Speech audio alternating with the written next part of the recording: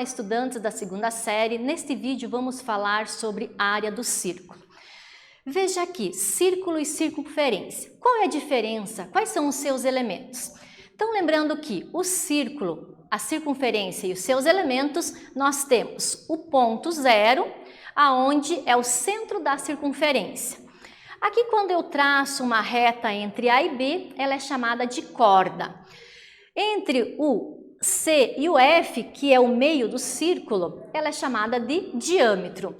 E quando eu tenho do zero, né, do centro da circunferência até a extremidade, que no caso aqui vai de OC, eu tenho o rádio.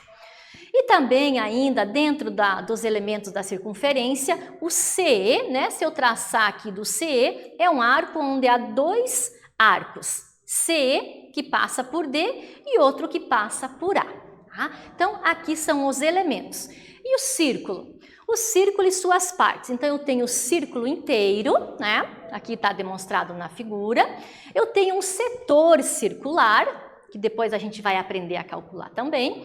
Eu tenho o segmento circular, o semicírculo, que é a metade de um círculo, e eu tenho também a coroa circular, onde eu tenho dois raios, o raio menor e o raio maior. Assim, o círculo é formado pela união de uma circunferência com a sua região interna. Para determinar a expressão para o cálculo da área do círculo, nós vamos utilizar a ideia de aproximação por áreas conhecidas. Observe, em uma cartolina desenhamos um círculo dividindo em 16 partes iguais, depois recortando, separando cada pedaço. Então aqui eu tenho o círculo desenhado em 16 partes iguais. Aí, juntamos as partes recortadas, encaixando-as conforme a figura a seguir. Então, o que me lembra essa figura? Um retângulo. A superfície do círculo foi reorganizada e sua área se aproxima da área de uma figura que a gente conhece, né? Que é o retângulo. Assim, nós podemos calcular a área do círculo multiplicando a medida da base, que é πr, vezes a altura, que é o r. Então, lembrando lá a fórmula da base, a fórmula da área do retângulo é base vezes altura. Então, aqui, observando a imagem, percebemos que a medida da base é a metade da medida do comprimento da circunferência. E a medida da altura é equivalente, ou seja, ela é igual à medida do raio da circunferência. Fazendo as substituições, então, da área do triângulo, por essa demonstração, nós temos aonde tem a base πr, aonde tem a altura r. Logo, a área do meu círculo vai ser πr ao quadrado. Vejamos aqui no exemplo.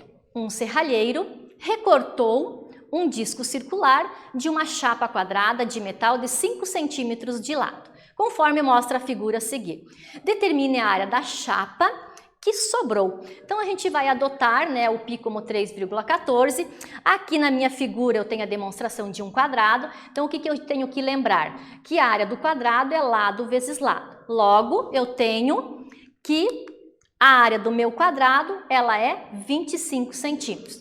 Para que eu consiga resolver a área do círculo, eu tenho que substituir, né, o π por 3,14, e eu tenho que lembrar desse conceitinho fundamental aqui. Quando eu traço, né, essa reta entre o círculo, né, eu tenho o meu diâmetro. Lembra lá dos elementos da circunferência?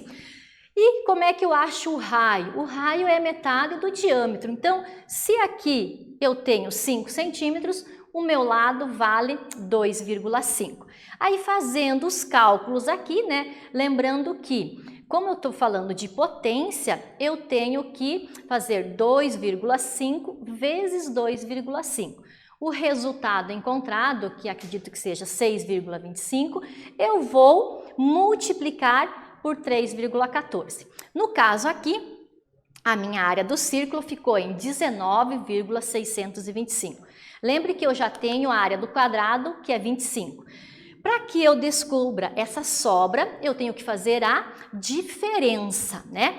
Então, aqui a diferença vai ser 25, que é um número inteiro, menos 19,625.